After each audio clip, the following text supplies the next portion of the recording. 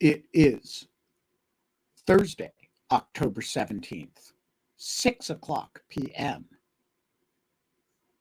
and we're live. And this is Dogshirt TV. I want to start this evening with a story. It's a story that's going to introduce our esteemed guest. A few weeks ago, as y'all might remember, the Russians attacked my sunflowers, and I came up with a devilish plan to protect the sunflowers from the Russians. Now, this plan, I flatter myself, got Ambassador Anatoly Antonov recalled to Moscow. I have absolutely no basis for saying that, but you're never going to talk me out of it. The plan was based on deterrence theory, and it was the idea that I announced publicly that the sunflowers were under the protection of Lord and Lady Laser. And if anything happened to any sunflower plant, there would be laser projections in retaliation against the Russian embassy. For each plant that was disturbed, there would be 1 hour of projection of a sunflower on the Russian embassy. Now, how do you communicate this to the Russian ambassador, whom you are trying to let's just say bully out of destroying plants in a garden? And the answer is you write him an open letter. And there aren't that many platforms that he and I are both on. I'm not on Telegram, but we are both on Facebook. And so I thought I would write Ambassador Anatoly Antonov a letter on Facebook, politely informing him of this new doctrine. So I will make 2 observations about this. The first is it failed completely. The sunflowers have all been destroyed, and I now owe the Russian embassy a lot of hours of projection time. So be careful when you in your future endeavors. Be careful what you do about in the way of offering deterrence consequences, because you may have to deliver them, and it's getting cold out there, people. So I'm the big loser here. You know, we do these things. Sometimes they work, sometimes they don't. The second thing that happened, and the reason our guest is here, is that Facebook, aka Meta, did not let me post an open letter to Ambassador Anatoly Antonov. They took it down, and they sent me a somewhat menacing note that I had violated their terms of service. And I appealed that decision, and they said, usually we process appeals in 4 days, and we'll let you know what happened. And lo and behold, it is significantly more than 4 days later. And my appeal has not been processed, and or at least I have not been notified of the outcome. And so all of this leads me to say I need somebody who can explain the challenges of Facebook content moderation with specific reference to when you write an open letter to an ambassador from a foreign country whom you are trying to intimidate in a totally legal fashion. And the content is completely original, and you're not, threatening anybody. You're not.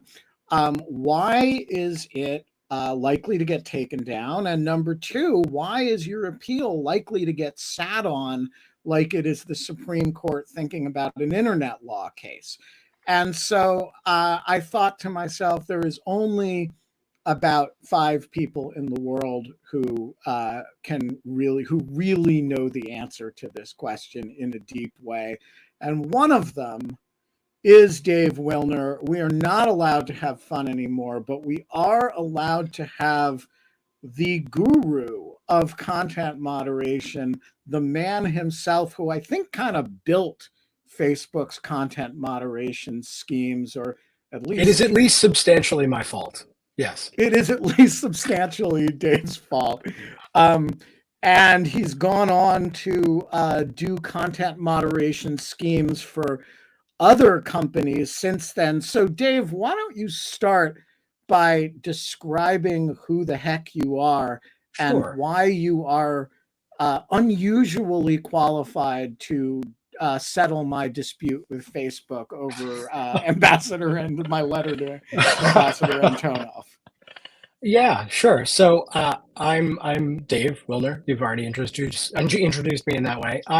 Let's see. I was Facebook's 12th content moderator back when all of the content moderators were employees. And at the time I started doing this, it was relatively early on, and we didn't really have any rules exactly or much in the way of systems or process because it had been a site for college students. And so the plan up till that point had more or less been we will hire some college students to look at the things the other college students post when they report each other and make some decisions using vibes, which is an okay plan if you run a website for college students and it isn't sort of any bigger than that. And if there are a And few thousand of them. right, well, yes, it needs to be restricted to a particular cultural context and not that many people. And around the time I joined, not in any way due to me joining, the site had moved outside of college, moved outside of just high school, and had started to grow rapidly as it sort of broke containment from its original educational context and branched out into the wider world, both in the English speaking world and internationally. And what that meant is we needed to come up with a better plan than vibes pretty fast. And I, perhaps ambitiously, perhaps foolishly, volunteered to do a bunch of the policy writing. How hard can it be, right? And turned out that that was a project that never truly ends because I certainly am not smart enough to get all of that right the first time out the gate. And so the thing we wrote was pretty good. And then edge cases came up and there were exceptions and people had questions about what I meant when I wrote this thing. And I had questions about what I meant when I wrote this thing. And so what started as a project became sort of an ongoing job. And then that job became too big just for me. So I ended up with a team. And along the way, I also worked on a lot of the enforcement systems because in that sort of social media context, your rules aren't useful if you can't do them. And doing them is hard. And so there was a lot of interlinkage between, okay, what are we actually trying to do? And what are the tools we have to try to achieve those outcomes? And then after that, I did a similar thing less early on at Airbnb, built up their community policy team and quality and training, dealing with all the ways internet can go wrong when it encounters the real world. And then after that was at OpenAI until last summer, where I was helping them set up their trust and safety team, again, thinking about, okay, how can things go wrong if people encounter AI? And then since then, I've been at Stanford working on figuring out how to use AI to do content moderation so that maybe my first job doesn't have to exist anymore if we nail it. Right. Well, on the assumption that likely humans were not involved in suppressing my letter, I have to say, not wildly impressed with whatever AIs are being deployed right now. That's fair. But is it fair to say that, when Elon Musk talks about how awful it is that, these companies set up teams to suppress free speech, he's basically talking about you? Yes, I mean, I think he's talking about some people I know who used to work at Twitter. I don't think Elon Musk knows that I am a human that exists, which I am grateful for. Yeah, I think our mutual friend Yoel Roth is probably the specific individual that he's talking about. But all right, so but your type is what he's talking about. I am one of them. Yeah. All right. So I want you to walk me through what probably happened when I posted that letter. So how did Ambassador Antonov and his staff have to complain about it? No. What's the the catch system by which you post a letter like that and somehow it gets flagged and taken down and you get notified? Like, what is the system that's probably at play here? Yeah. So there's if you think about the whole, like zooming out, give you a little index or table of contents first. There's basically three parts to this, right? There's how do they know to look at your thing? Because there's a lot of stuff and they don't look at everything. There's too many things. Uh, how do they make a decision about whether or not they think it's bad? And then how does the appeals part of that sort of work, right? On the first part, how do they know to look at the thing you posted? There's basically two ways that'll happen, maybe three. We could call it three ways. So one is there's reporting functions. People can report stuff. Those reports don't need to come from the people the content was about. Transparently, reporting systems are not a terribly useful way from the company's point of view to learn about bad things. A lot of stuff gets reported that is just like Justin Bieber, and people report it because they hate Justin Bieber, just like wildly not interesting things from any plausible universe point of view. So there's a lot of noise in the reporting, but it's possible it got reported by somebody for who knows what reason. It's possible that the ambassador or someone important noticed it and sent some email to somebody they know at Facebook. There is that sort of through the site reporting stuff that does sometimes happen. It's certainly possible they're annoyed enough at you to have sent that email, although I'm a little skeptical that that would have led to removal because it enters to a different part of the decision-making. That would have caused a human to look at it. Yes, and it also would have caused a pretty... not all the humans have the same amount of time or the same labor conditions. So the humans are not fungible here, right? That would have caused the human on a public policy team who's worried about what the Russian government which is angry about. With a lot of time, who's more likely to be in Washington, who's more likely to have seen articles about protests at the Russian embassy. I think, and is more likely to know who you are and to not want to make bad choices that result in you posting about their bad choices, right? So it cuts both ways because they have both incentives and they have more knowledge and more caution. But then the third way, and frankly what I suspect is the most likely one here, is that some detection classifier, which is a machine learning model that they've trained on a bunch of things they've removed in the past, it's just doing pattern recognition for no discernible reason in any individual case, decided this thing looks kind of similar to stuff we've taken down before, put it in a queue to have somebody review it. Or if it was very highly confident, meaning its probability that this thing looked like a bunch of other stuff they'd removed was very high, they could have just automatically taken action, which is a thing they also do. And this isn't really any different in principle than like a spam filter, right? They run tons of models for all kinds of things all the time. A lot of them are just like taking down people trying to sell you Viagra or convince you they're a prince from Nigeria. And on that kind of stuff, they are just automatically taking action because they have to do it millions of times a day. Feel neglected now that all these royal families from Nigeria are ignoring me.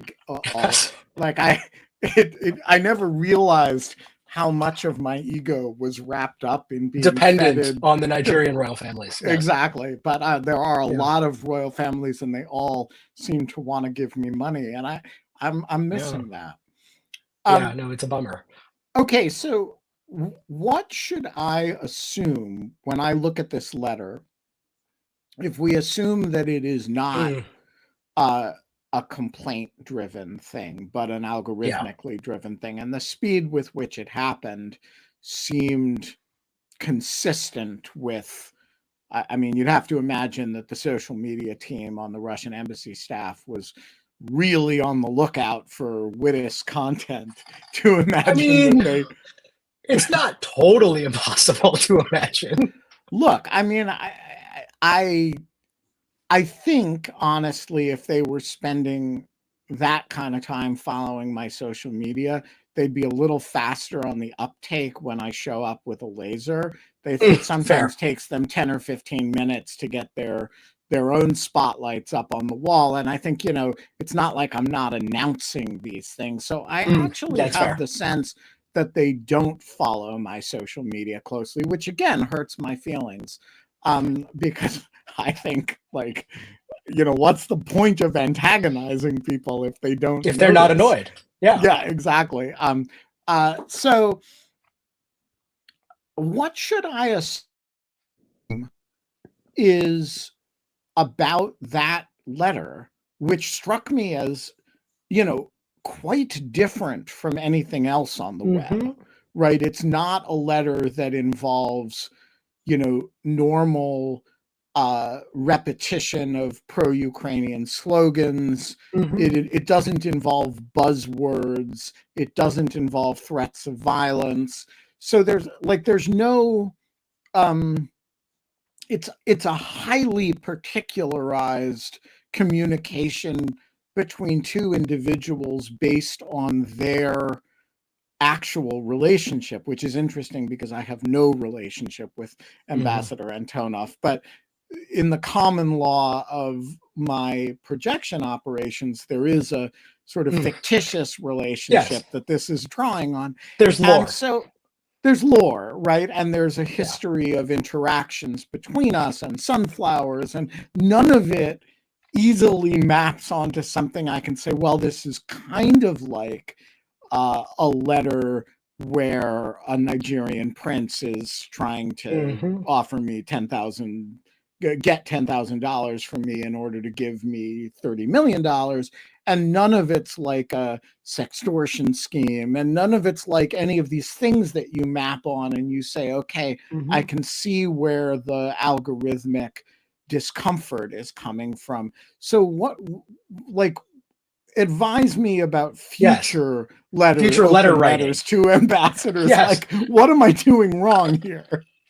So there's a few different things that could be going on, but I would start out by just pushing on the premise a little, because the framing there is like there is something meaningfully discernible to human minds about the letter, which it is, you're assuming on some level that the machine learning is picking up on meaningful themes, and it doesn't need to be, right? It's just a correlation machine. And it's not even, these sorts of things are not even just looking at the content of your content. They're also looking at who you are and when you posted it and how long it is and how many times you use. Like it's a giant correlation machine that ultimately isn't really meaningful in any specific case. But you could, I mean, there are theories you could spin, right? But like in the specific, if it was a black box machine learning model that took the action, there kind of isn't a meaningful answer, which is partly why this stuff doesn't work super well and is very unsatisfying to interact with, because there isn't really a why. But if you want like a cluster of whys, it could be understood as kind of similar to like a bullying or harassment interaction, right? Not like any other specific relationship. Because the classic bullying and harassment interaction is to say, if you keep fucking up my sunflowers, I'm going to project on your wall. No, but it's the threat of future action in every high school. Sure.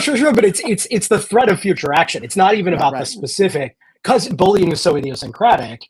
It's not even about the substance. It's like, this is a human talking to another human saying, if you do X, I will do Y in the future, and seems to be hostile in its intent. And like, maybe it's that. Maybe it's also that they're freaked out about Ukraine war related spam.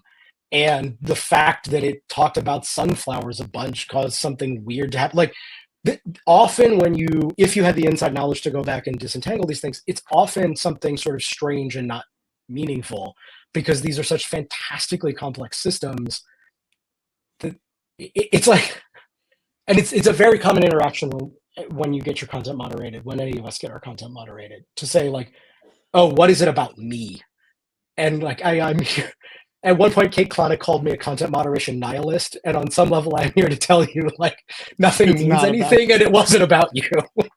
Right. So right? I accept that, but here's what is about me. Yes. I filed an appeal very promptly. Sure. I got a polite note saying it usually takes 4 days. but it might take a little longer. I Sure. posted that on Threads, I think, and immediately, or maybe a Blue Sky, I can't keep the platforms separate anymore, and immediately got about a dozen people saying to me, I have 30 of those notices and I've never gotten a response to an appeal, much less in 4 days. And sure enough, a month and a half later, or however long it's been, I honestly don't remember, I have not heard a word further, and I haven't, called anybody I know who's working at Facebook, because I actually want to have the system work Have the normal way it experience. normally works, not the experience that happens when you know people who work for the company and you can intercede in. And so I have bad news about giant dystopian bureaucracies, Ben. They're not always super effective. Well, so walk me through now how the appellate process works and why they're putting up it usually takes 4 days, when the reality is that large numbers of people online can say this will not be resolved in 4 days and predict that with a lot of confidence and be right. Yeah. So there's a few different things that could be going on. Some of it could be for whatever reason in a staffing crunch around the number of people they have available to look at the appeals. It's unlikely at their size and scale, but it sometimes happens. You have to pull people off onto other things because there's a bunch of wars going on. Resources get shifted around, and like nobody updates the amount of time it's supposed to take. More likely, when you think about queue management, so your appeal, just like any report that, and we sort of didn't touch on this because we assumed it was automatically actioned. But if something is going to be touched by a human, whether it's to make a decision or answer your email, these are kind of the same thing. It goes in a line. It goes in a queue. And those queues are not necessarily first in, first out, right? So they are sometimes ranked or managed algorithmically if you're trying to manage the volume of emails you're getting. And that machine learning itself can go wrong. So when you're managing those queues, when you talk about like time to service inside any customer service system, because now we're just like purely in customer service management land, it's not even really a trust and safety specific thing. You're looking at something called P99. So you don't look at the average time, you look at the time that like the 99th percentile takes to get to, but you will have these long tails and stuff falls into holes. So it's some combination of like under-resourcing, weird ranking, and like you fell in a weird hole somewhere in the giant Rube Goldberg machine that sorts all the emails.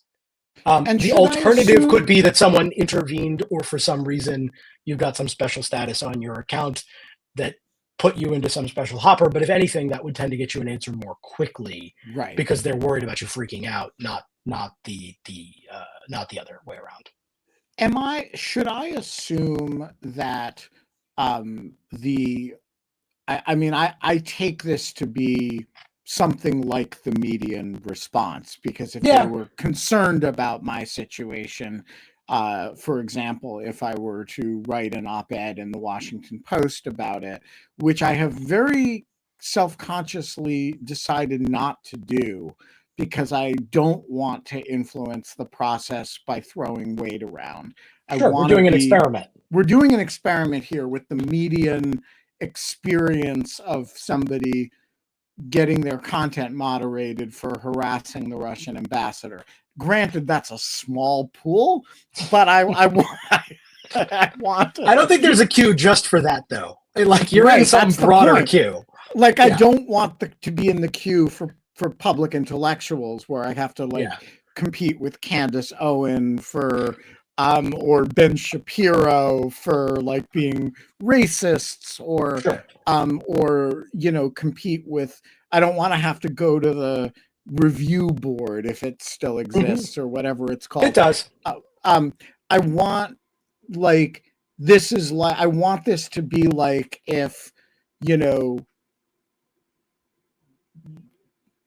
John Q. Public wrote an open letter to the Russian ambassador and it got caught up in the Byzantine filters, what would happen? And so I'm A perfectly Byzantine appeals process. yeah. Like, So should I assume that 4 days means I will never get a response, that I will eventually get a response, it or depends that why it's been so long. So you should definitely assume that 4 days means probably 4 days, usually, we think. So then it depends why you haven't gotten a response yet, right? If it's for some reason under resourcing, there's a few different things that could happen, right? Like they could be chronically behind and they get to you eventually. Um, I think now with things like the DSA, it's much less likely that they would do mass resolutions of backlogged emails, but that is a thing that companies have done in the past where if sometimes you fall too fatally behind, you just declare email bankruptcy and all the emails get deleted and you never respond to those folks. That's, I think, less done now, particularly at very large places, but is a thing that some of these companies have done historically. Um, the other thing is like if it's gone wrong because it sort of detoured into some weird place that they don't even fully realize exists, you might be stuck there and no one will ever find your email.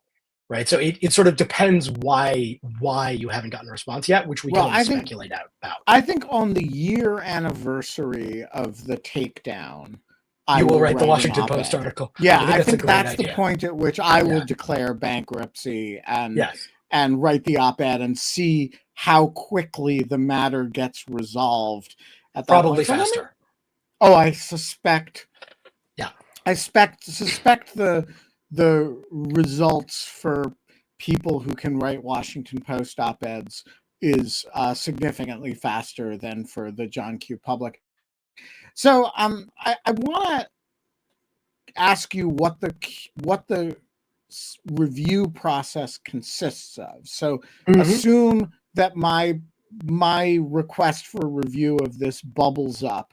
Is it now at a call center in the Philippines? Is it in? Does Mark Zuckerberg personally say, "Wow, we our algorithm fucked this one up"? Who is reviewing this, or is it another algorithm? Yeah. So it is almost certainly a person at this phase in the process, or will eventually be a person. There's going to be multiple tranches of people, right? So you first have a set of folks at call centers in the Philippines or Latin America or Cork, Ireland, or Poland, or India, or any number of places because they're trying to staff this stuff 24 hours a day. Because they get a lot of appeals because they make a lot of decisions. And so a person is looking at it and they're essentially doing a re-review under the set of standards that ostensibly would have been applied to it in the first place, with a little bit more information because they have the information about this was taken down and here's what we think the reason was, and how much have that my response. They got to write you something, or they let you write something. They have my objection. I forget whether I actually wrote a few sentences or whether it was just I clicked I think this is fine. But they clearly have from me I think you fucked this one up. Right. And so they have a little bit of adversarial pushback. presentation. Yeah. They've got like a little more information. Do they have the alleged correlation that the bot has noticed, as in this looks like bullying? Or do they just have a we think this violates X portions of the terms of service? So if we're right that it's classifier-based detection, it's going to depend on how their tools are set up, but they certainly could be exposing here's what triggered and why. But again, like it's not necessarily terribly meaningful. Those things will sometimes be right for the wrong reasons. Those classifiers aren't going to give you something usually as specific as a particular section of the terms of service. It'll be like, this was 87%. The bullying machine says this was probably bullying. I don't know, man. Take a look. But even if it was originally decided by a human, it's fairly hard to scalably record the reasons for a person making a decision. And so even if they had sort of more human information, it won't be that specific from a like citing chapter and verse level, usually, at least in most company systems. And even if they have it, it's often it's often not terribly accurate.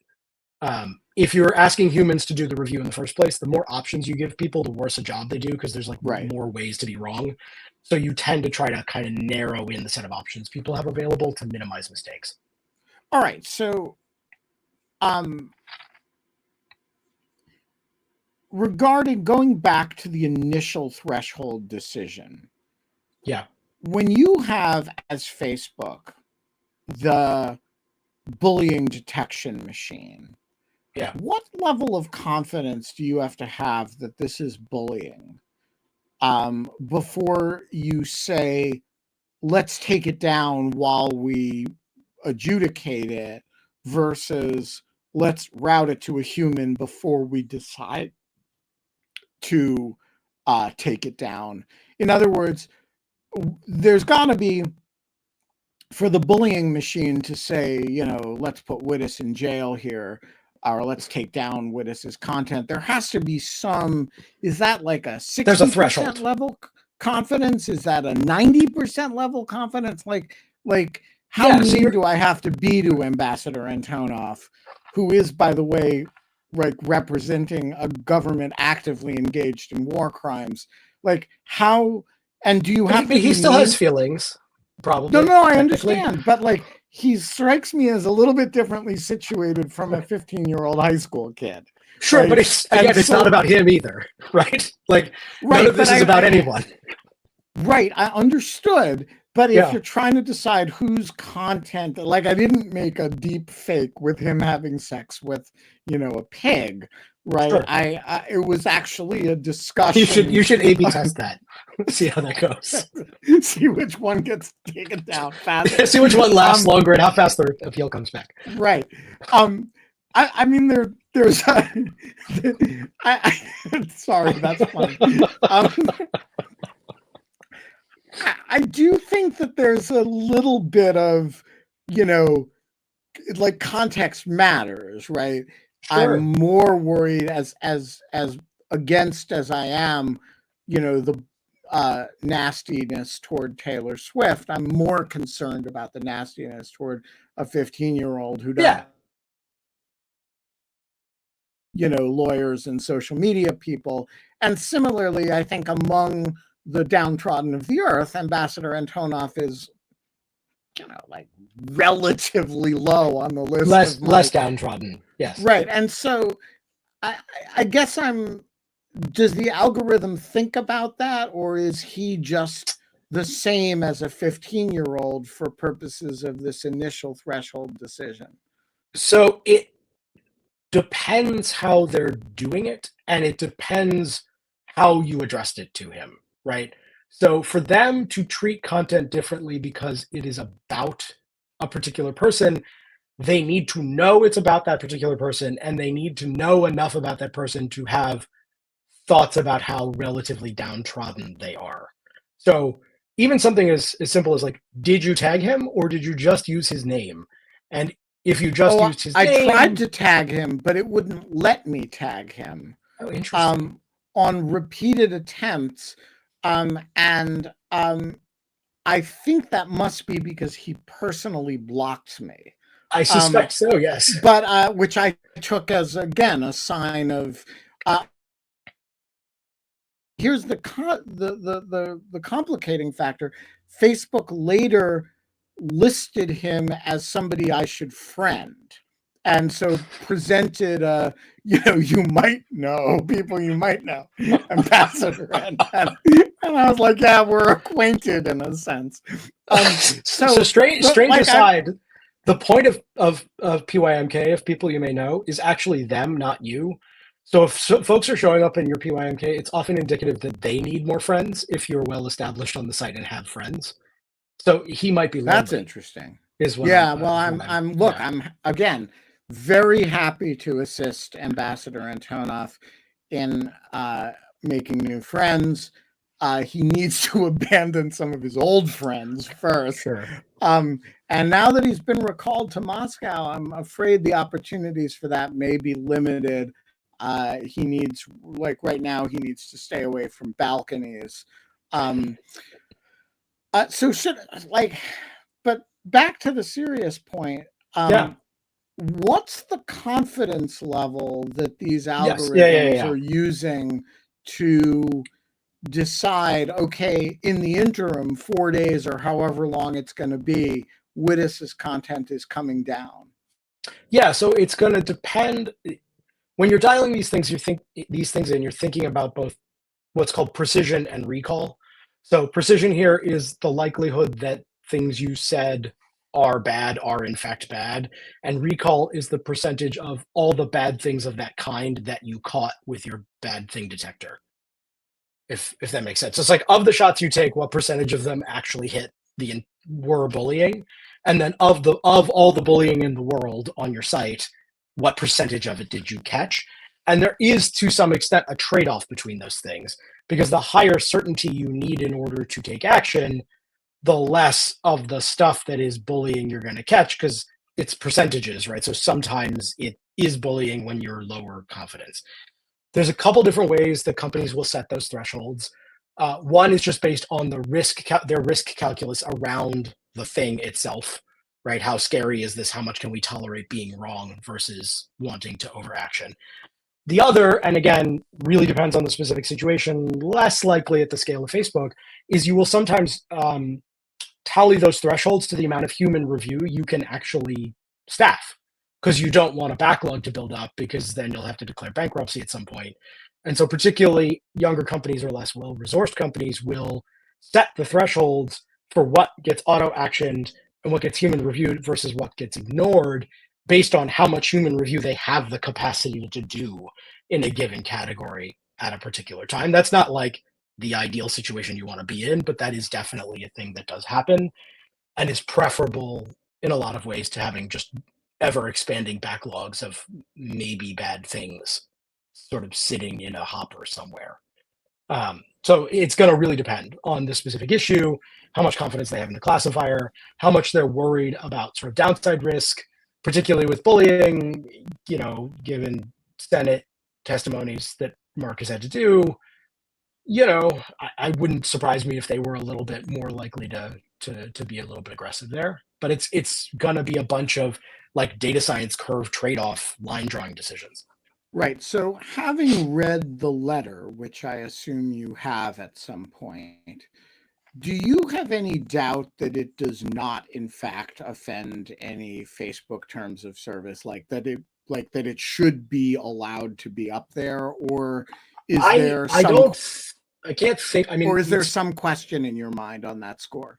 I mean, it's been 11 years since I worked there, so like I don't know. They could have added a extremely strict anti-laser provision or something, but it doesn't read that way to me.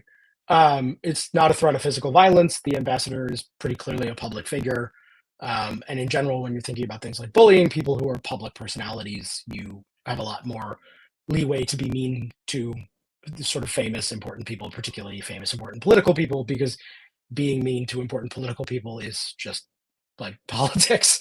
It's and so politics, yeah. Right, like we do that professionally, and so there needs to be sort of more leeway there. So yeah, generally speaking, you're not engaged in hate speech or using racial slurs.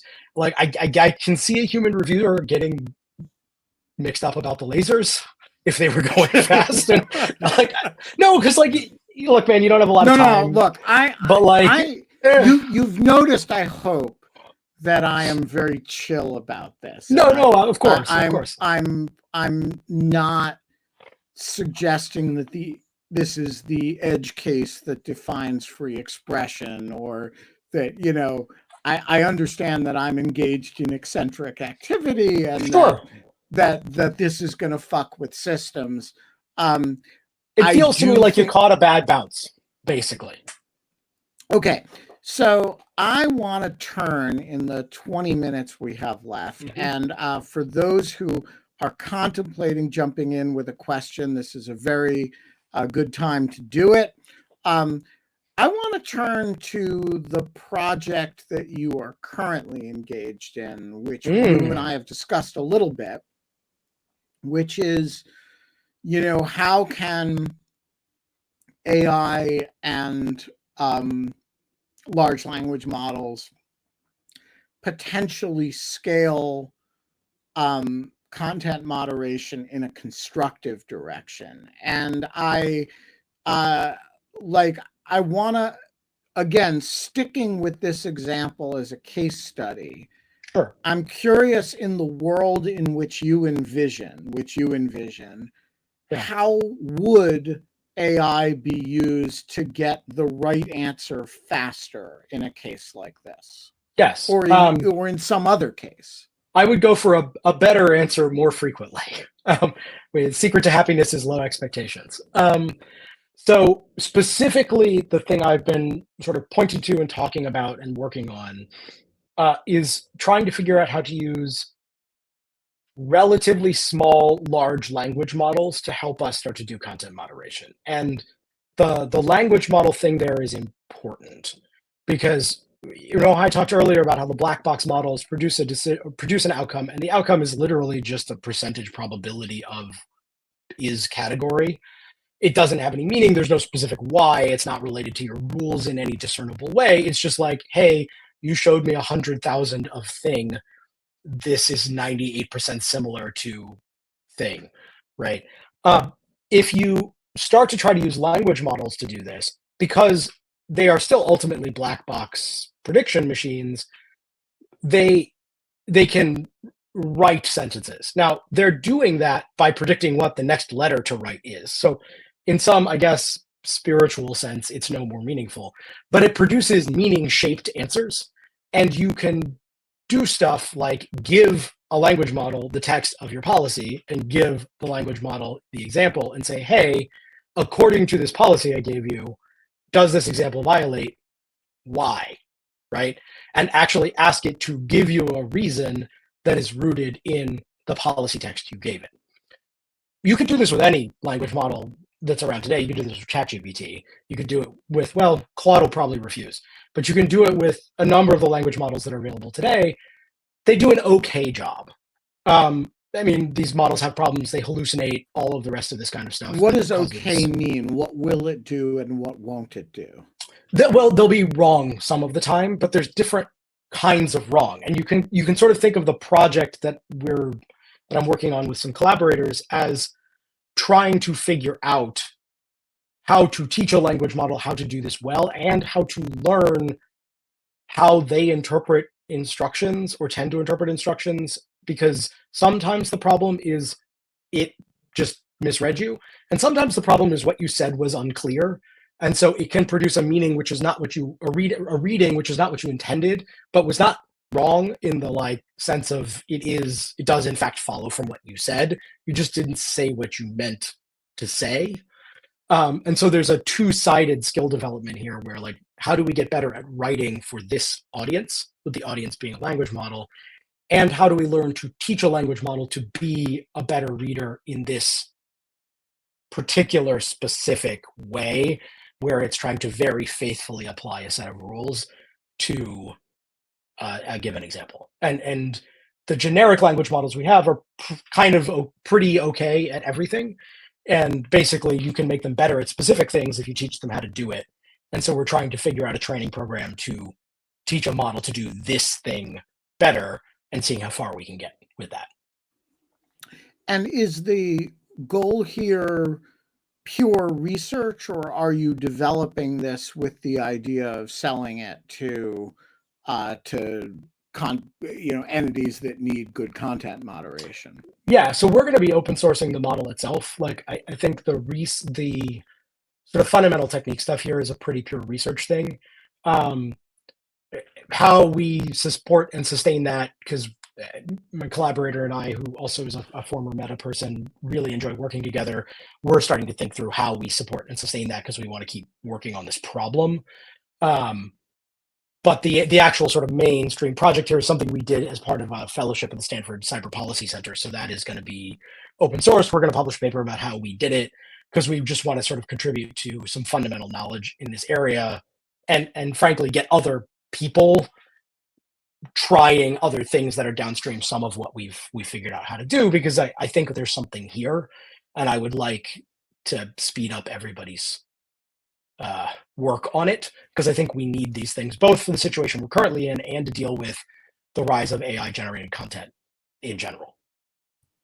And what is the status of the project? How far along on it are you?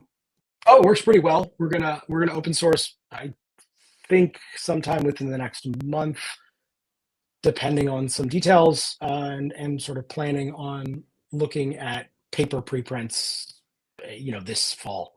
So Okay, we're like close to being. It's not perfect. It's not going to like magically solve everything, but we've got some stuff that's good enough that it's worth taking up other people's time and attention to have them try to break it and push it further and push back on us and see where else we can go. all right, so now it's 3 years from now, and it's been broken a few times, and you've improved it a few times, and Meta has incorporated it, and an ambassador, Antonov, has been sent back to Washington because his successor was a fucking disaster. Not that he was great, but he was reasonably dignified looking. And I am still planting sunflowers, and the Russians are still destroying them. And I write a second open letter to the ambassador. How does it work? What happens under your system, and how is it different from what happens now? So there's a couple of things.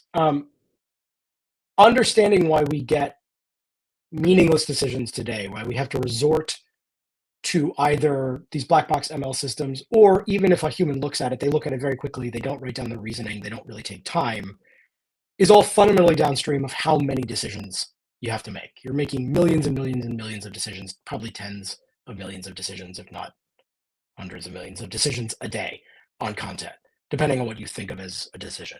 And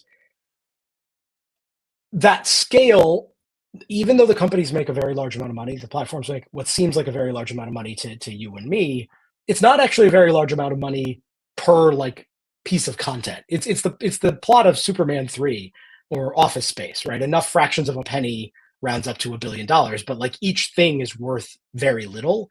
And so the unit economics of evaluating the things really matter, because they just literally can't afford to run like a court system that does court style review with court length processes. They don't have enough money. There probably aren't enough humans in the world. No company has right. Can't be done. That's why we have these things as public resources. Right. But also they don't make nearly as many decisions, right? Like the courts don't make anything close to the number of decisions that Facebook makes. Now they make more complicated, more complex decisions in a more serious setting, but the actual like unit number of adjudicated things is orders of magnitude smaller, so we can afford to do it as a society. So point being, you have this very huge number of decisions, and that with historical technology has made it hard to make those decisions well. If you had a very, very fast, essentially instantaneous text reading machine that was really good at parsing text and applying those rules to text when it was given more examples, you could scale up a process that would feel a lot more human and meaningful. But the way to get to the more human and meaningful feeling process is actually to go further into automation, because you're now working with a language model that has been trained to faithfully read and apply a set of rules and actually make the decision and record its reasoning according to this document and send you that reasoning, right? And so you actually not only get the decision, which is ideally under the system better, although there will still be mistakes, because 99.99% times a billion is still a lot of mistakes. But there will be mistakes, but at least those mistakes will come with, hey, we have this set of rules. Here's the section of the set of rules. It says this. This is why you did the bad thing. If you don't think that's right, type in this box, and I, the magic robot, will have a conversation with you, and we can fight about it. And then I will like print that record and send it to a human who is presumably less sad and better paid and has more time to do their job, because they're not spending all of their time sifting through contextless nonsense. to try to make a better decision. So some of the chat folks have been saying it's a bad customer service experience. That's exactly right. And a decent percentage of the problem with content moderation, in my view today, is that it's a terrible customer service experience, as much as that it makes wrong decisions. You can be wrong, but if you're wrong in an approachable, comprehensible, dialogue-based way, it's a much less alienating way to experience them being wrong than what they can manage to give you today. And so having chatbot-like dialogue machines sort of opens up being able to do that dialogue at a high enough scale to produce something that feels like a much more meaningful process, and ideally is a more meaningful and useful process. Right. So in the administrative law context, there's this idea that you have to exhaust your administrative remedies before you can go to court. It seems to me like what you're saying is you kind of have to exhaust your chatbot remedies before you can go to humans. Yes, and I'm also saying that there would be a kind of record of your interactions with the chatbot so that the human is not reviewing it de novo. They're not saying, hey, you posted X, or are you a bad person who violated the terms of service? But what the human is reviewing is you posted X, the AI removed it because of Y, you had the following exchange, and they're reviewing the entire process. Yes, I mean, I think that's a place where it goes. There's also places where, like, the interface the human is doing the review in itself has more AI assistance to help guide folks to pay attention to the right parts of this. Like, I don't sort of fully know where it goes. My broader point is having machines that can do these sort of dialogue language manipulation tasks in language in a way that is comprehensible to us changes how you can design all of these systems pretty profoundly in ways that I think are mostly going to be improvements. But that's not like a high bar, because it's not like the status quo is amazing and everybody loves it. The other sort of, I'd say, kernel of or sort of central observation here is that, particularly for the mass decision making process where you are a person in a queue making thousands or tens of thousands of decisions a day, that's not a kind of work that people like doing. There's been a bunch of dialogue about how it's traumatizing for folks, which is true. Having done that job, it's also phenomenally boring. And we are not awesome at doing complicated language analysis while bored out of our minds and kind of checked out and not paying attention because we're working an alienating job we don't want to be doing. Like that's just not a recipe for excellence, and it's never going to be. And so another part of what I'm saying is I think we want to talk to a person, but I don't think we actually want to talk to people under the labor conditions that the companies can afford to provide to people to make enough decisions, to make the number of decisions they have to make every year, given the amount of stuff they have to monitor. So, like, I don't think make the people better kind of remedies, which have been in the air for a long time, pay them more, give them more time, or all those things. Not like we should pay people more, we should give them more time. That's all great. We can't actually scale. We can't pay them enough more or give them enough more time to really change the thing, right? If you go from 3 seconds for review to 30 seconds for review, that's not going to result in Supreme Court opinions. But it is going to result in 10 times as many people involved in the process, right?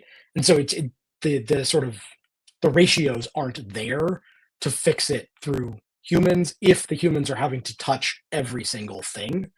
Whereas if you get a pretty solid human substitute that you can have always touch every single thing, it'll solve 80% of the problems or 90% of the problems and make the humans better at solving the remainder. All right, so I want to ask you about those ratios. Yeah. Right now, how many people are we employing roughly under bad conditions in order to do our content moderation? And in the scheme that you're laying out, how much of that is being done by ChatGPT with how many humans as review courts? So not an estimate here on sort of the labor economics of how many people, what I have heard from people I trust is a few 100,000 folks do this all in. It's a lot of people. It's not so many people that it's like a weird economic pillar. And Like we're not going what to I've just heard is that the turnover is extreme because the yes. content is so appalling. The turnover is extreme because the content's appalling. The turnover is also extreme because the job is boring. So like turnover is also extreme. I work in my work at Airbnb. Airbnb also just does normal customer service because they have your money. So you can just call them on the phone and they do a lot of normal customer service. And the turnover for normal customer service is also very high on average because the jobs are not fun. And if people can get better jobs through gaining experience in those roles, they take them, which like hey, like good for them. We can't expect otherwise, right? But yeah, it means turnover tends to be very extreme. The actual number of jobs, the estimates I have heard, but don't really understand the sources on, it's like a few 100,000 of these folks doing this worldwide. Uh, Labor conditions are going to vary. Some of the BPOs actually do a really good job of trying to ensure wellness. But again, this is like trying to ensure wellness, it's like coal mining. Like, yeah, I get you can give everybody dust masks and like, light bulbs that are LEDs so it doesn't cause explosions and stuff. But like, it's still fundamentally not an awesome situation to be in, right? Like, I don't want to paint all the BPOs with bad brush. Some of them do actually really excellent research about harm reduction, but like you're doing harm reduction. You're already putting people in a hazardous situation, and you can protect them better or worse, and it's still not great that folks are in that situation, particularly at the very sort of I look at thousands of these things a day, like churning through coal face version of this. My hope is that that level of job, as it is currently constituted, fully stops existing and is replaced by jobs that are instead about auditing and overseeing decisions being made by these kinds of systems and monitoring them carefully to get to both better quality and like less exhausting awfulness for the humans involved. In the same way that like people still work in car factories, but they don't do the same things that they used to Right. do. Look, I Or mean, people still work in textiles, right? I did a review of 80 sextortion cases, and I had to pay attention to the effect that it was having on Yeah. me just reading those cases. And, I would think, and I'm a think tank scholar with a fairly cushy job, right? There's no, Yeah. nobody's leaning over me saying, "Hey, you only reviewed 2 sextortion cases today." Yeah. I would think that working for one of these PPOs with where you're being measured on the clock for how many disgusting things you're reviewing per hour, that's a brutal set of conditions that I don't know that we have a name for, but I know that people who do that stuff, there's been a fair bit of reporting about Yep. how psychologically upsetting it is, and I do believe that. My therapist says I'm totally fine. I have no idea what you mean. Yeah, no, it's rough. It's a rough thing, and we actually do. It's interesting. We do have a little bit of language for this from social work and from the medical field. So it's generally a form of emotional labor, like nursing is, right? It's actually a form of emotive work, which is taxing, and particularly the conflict between what you're seeing and your own moral compass. In medicine they talk about this as a moral injury, that there's a particular kind of psychological distress that can be caused by the conflict between your moral code and what you're being called on to do by the system you're embedded in. And you can see how that would come up for doctors, but it absolutely also comes up for trust and safety folks. We are going to leave it on that cheerful note because Dog Shirt Daily, unlike the original In Lieu of Fun, begins and ends on time, and we have exactly 1 minute before it is on time. And I want to use that minute to encourage you to join us tomorrow when the estimable former Congressman Tom Malinowski, who has the dual distinction of being the only member of Congress ever to make a video about me in Hindi and the only member of Congress ever to join in lieu of fun from the rotunda of the Capitol. Those are the same man. He's going to join us to talk about getting Polish voters in swing states to actually turn out on behalf of Kamala Harris. And you should join us. That'll be tomorrow at 4:00 Eastern Time. In the meantime, thank you, Dave Willner, for. Do you want to close with a prediction of how long it will take for my appeal to be adjudicated? Oh, I never. If you don't make an issue of it, is my guess. Unless they listen, unless we have a faithful listener. This is like that New Yorker cartoon, Thursday doesn't work. How about never? Does never work for you? Facebook to Wittis does never work for you. Yeah, my gut is you fell in a weird hole. That's my instinct about it. All right.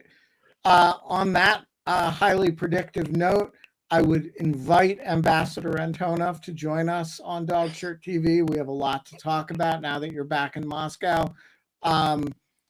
Dave Willner, you're a great American. It's great to see you, and let's do it again soon. Excellent. Will do. Bye. All right. We are done on YouTube. Our local audience is still here. Cool. And thank you so much for doing this. This was super fun. Yeah, no trouble. Do you need me to do anything to upload this? No, it's uploaded. Nope, you're all uploaded. I did it. Cool. Awesome. This was great. We should do it again. Anytime, man. The robot slaps. We should definitely come back once we've released it publicly. It's quite good. Yeah, you should, and we should like game test it on like, we can do anything that we can do without a producer here. I was say, the problem is that the only things we've trained it to do well so far are all like horrifying. So you'd have to let me type a bunch of hate speech into a window. That's fine. All right. I think it's like we're as you know from your OpenAI days, Ev Gomond and I are all for using hate speech to stress test systems in public. And our audience is, we will give an appropriate content warning up front. And anybody who doesn't want to see it should not watch something else. Yeah, that's fair. Okay, yeah. We gotta get our shit together for all of the launch timelines. I have to go label a bunch of data this weekend. But if you need to teach your robot to do it, you have to do a bunch of it yourself, turns out. I'm all for that. Cool. All right, that's awesome. All right, take care, man.